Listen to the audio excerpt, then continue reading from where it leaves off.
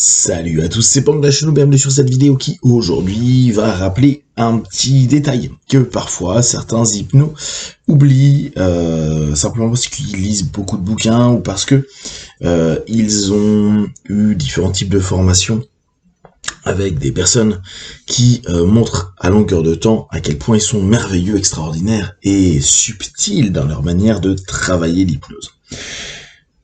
La plupart du temps, on peut avoir l'impression, quand on est hypnotiste au quotidien, quand on est dans notre bureau pour recevoir nos partenaires, qu'il y a vraiment des personnes, des stratégies, des techniques qui font qu'il y a des gens extraordinaires, des thérapeutes hors du commun, des personnes qui sont absolument incroyables et qui en plus, dans leur marketing, vendent à quel point ils sont bons, ils ont un taux de réussite élevé.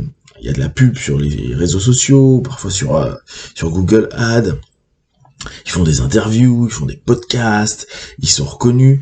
Si en plus, certains sont des instructeurs, des professeurs, on y met encore plus de valeur, parce que ça devient une figure d'autorité, quelqu'un qui enseigne son savoir. On ne peut pas être quelqu'un qui fait quelque chose de pas terrible, c'est automatiquement quelqu'un qui a un certain niveau. Et ça donne chez certains, voire beaucoup de praticiens, une espèce de malaise à se dire moi j'ai pas l'impression d'être aussi bon, j'ai pas l'impression de réussir autant, j'ai pas l'impression que j'ai les mêmes résultats. Alors souvenez-vous, dans nos disciplines, et comme je disais pendant le séminaire ici, il y a beaucoup de mythos, il y a beaucoup de marketing, il y a beaucoup de blabla, il y a beaucoup de faux semblants. Tous les hypnos ont des échecs, voire tous les thérapeutes ont des échecs. Croire que certaines personnes font mieux, sont mieux, sont absolument meilleures, font tout bien, c'est une illusion, c'est une projection. C'est une projection qui peut vraiment bloquer beaucoup de personnes à se dire « je suis pas capable », donc on se retrouve dans des syndromes de l'imposteur. « Ouais, je suis pas assez bon pour ceci ou cela ». Qu'importe qui vous regardez, qui vous voyez, qui vous lisez, ils ont des échecs comme vous et moi. Et surtout, ils font pas forcément mieux que vous.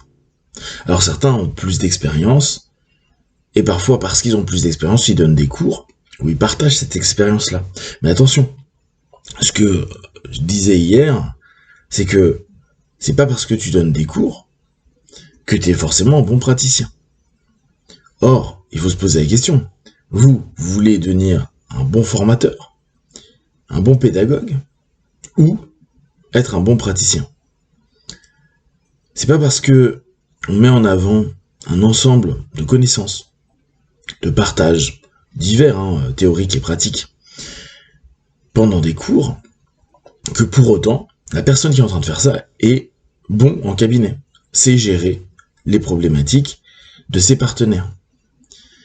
C'est facile de parler des théories, c'est facile de faire des démonstrations avec des personnes qui, dans un cadre donné, vont peut-être être beaucoup plus ouverts à ce qui va se passer, parce que il y a une figure d'autorité, il y a du monde, il y a une envie de bien faire, autant pour soi que pour le groupe.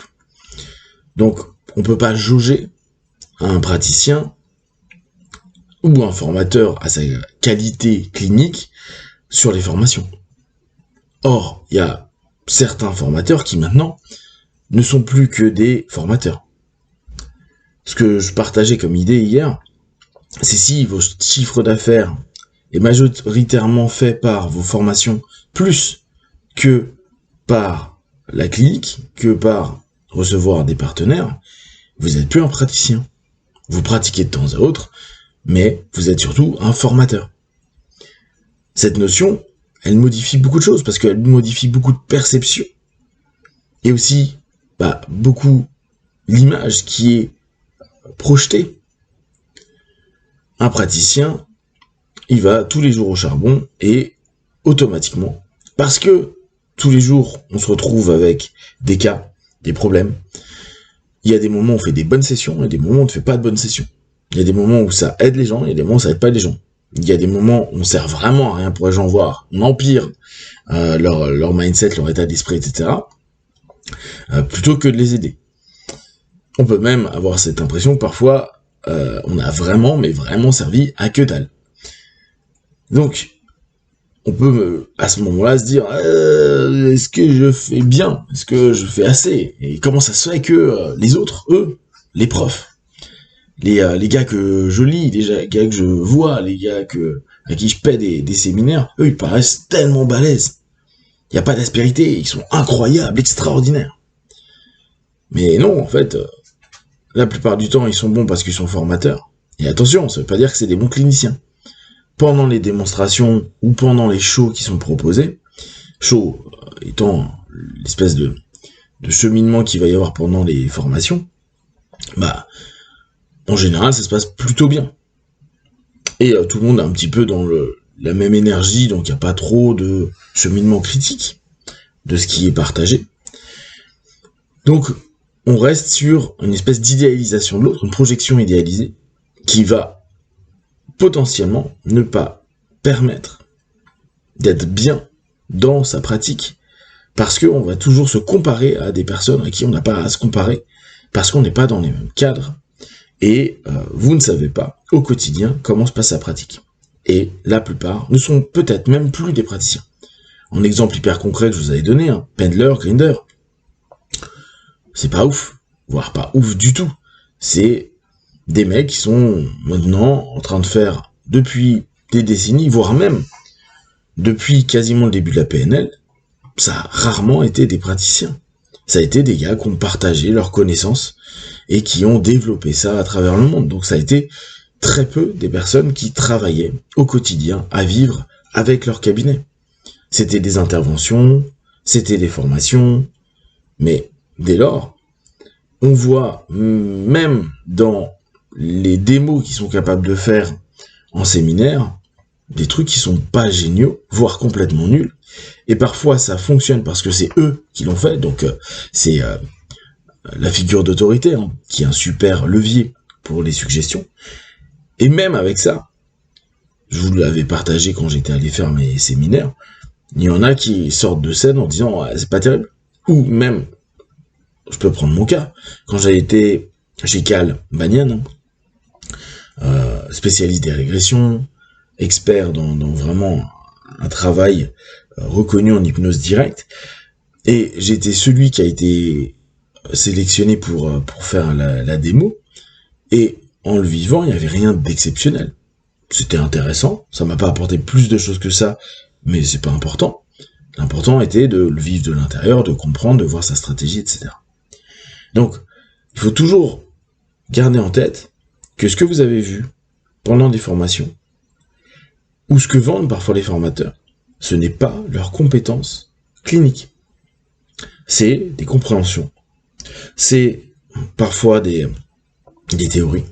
C'est une mise en pratique qui est biaisée. Et eux aussi, s'ils sont réellement des praticiens du quotidien, vous diront « je fais de la merde », comme tu feras de la merde. Et tout le monde fait de la merde. Si vous commencez à avoir une idéalisation des formateurs que vous avez pu avoir ou des personnes que vous suivez, enlevez ça parce que ça va vous limiter. Ça peut être un exemple, un modèle, mais en fait, c'est pas un vrai exemple, pas un vrai modèle. Vous savez pas comment ils sont en cabinet, vous ne savez pas comment ça se passe sur une semaine de boulot et le nombre de choses plutôt bien, positives et constructives, et ces sessions qui n'auront pas servi à grand chose, voire même qui auront été mauvaises. Gardez toujours en tête que qu'importe qui c'est, il y aura du bon, il y aura du moins bon, et c'est à vous d'accepter que vous aussi vous allez faire du bon et du moins bon. Si vous avez des questions et des remarques, partagez sur Facebook, YouTube, j'y répondrai le plus rapidement possible, et comme d'habitude, de tout ce que je propose, ne prenez que ce qui est bon et juste pour vous, testez, observez, analysez et concluez. Puis voilà, ciao ciao.